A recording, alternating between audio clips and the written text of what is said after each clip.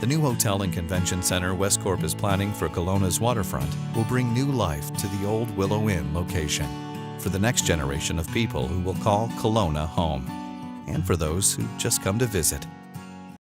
We had an economic assessment done. We know that a hotel of 206 rooms is going to be somewhere in the neighborhood of 65 million plus.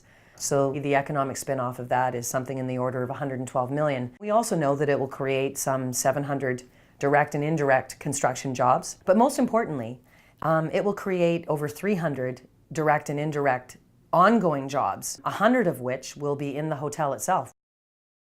In terms of the economy, the average daily spend of a guest is $297. That's 20.8 million spent in Kelowna annually that isn't being spent today.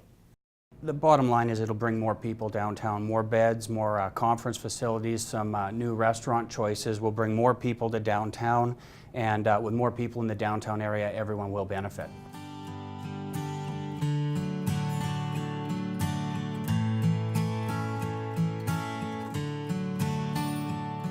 A more vibrant and lively waterfront and a stronger economy with a new hotel and convention center right at its heart.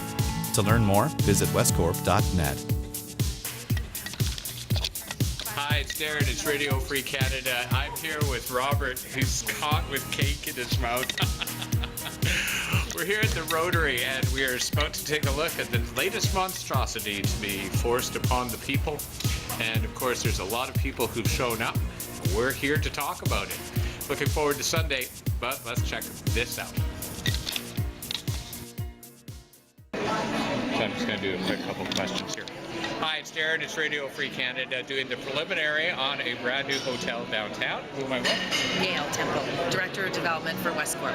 Oh, okay. Are you a resident of Kelowna? Or are you from around Yes, here? yeah. I've lived here 18 years, yeah. Really? Oh, wow. So you got family here?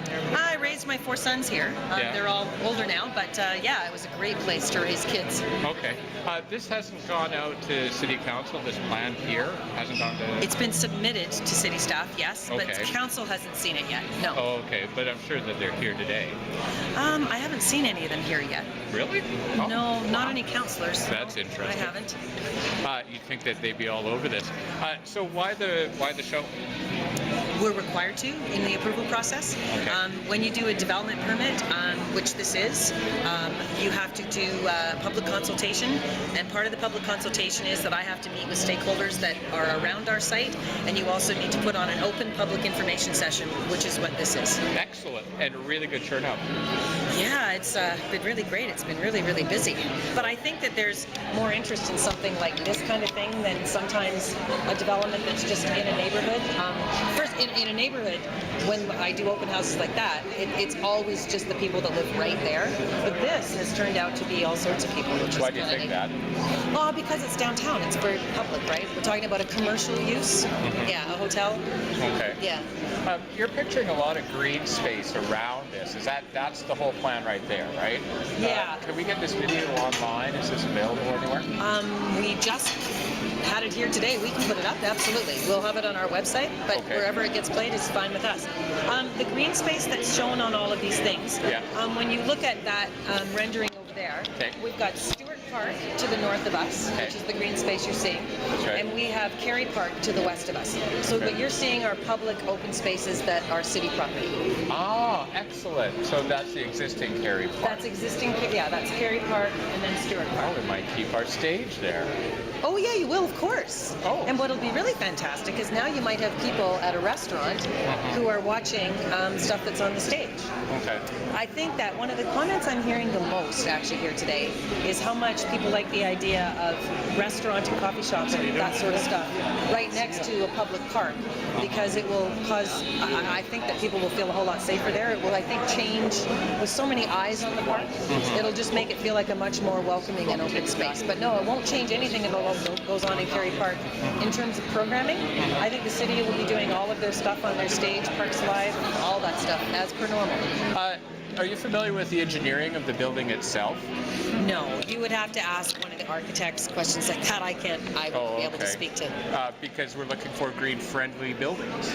Are there any green aspects of the building that are a sell? There certainly will be, and one of the things that's really important to know about efficiency, and when someone's building a structure like this, that they're going to keep and operate themselves forever, for long term, your efficiencies in operations are hugely important because they affect the bottom line down the road.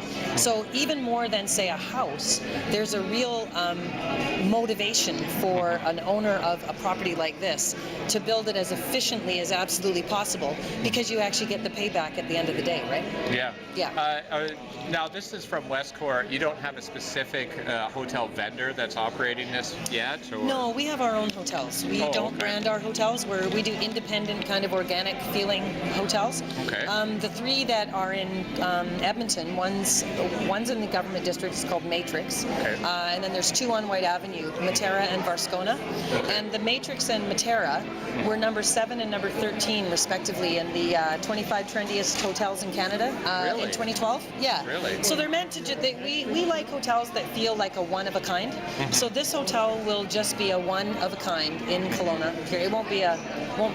Well, I won't even say any brand names, but it won't be a brand Just name. a knockoff of another hotel from No, somewhere it won't be else. one of those that feels like you could be in it, and it could be in any city whatsoever. Okay. No, it won't be one like that. Okay, so are you focused on hiring local staff, having local management, things Oh like that? yeah. Yeah? Oh, It's the for same thing sure. in the other operations? Yeah, Yeah. it makes no sense.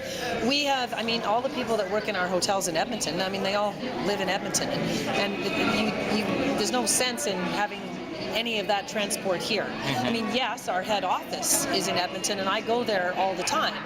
But even in having development done here, we need someone who lives and breathes Kelowna, who knows Kelowna. So that's why I work. Do you know when it's going up in front of City Hall? Yeah, I think that the expectation is that initial consideration. I just was talking to one of the city planners, and I asked him that question, and he said that he thinks by the end of April that we will get initial consideration, and then that would mean a public hearing would follow sometime in late May or June. Okay. Yeah, around that time. Okay. All Well, right. thank you very Thank much you. for your Thank That you. was awesome. That was a really succinct. So as you can see, they're doing a really good job selling the plus points on it. However, the major questions will be at the City Hall hearing.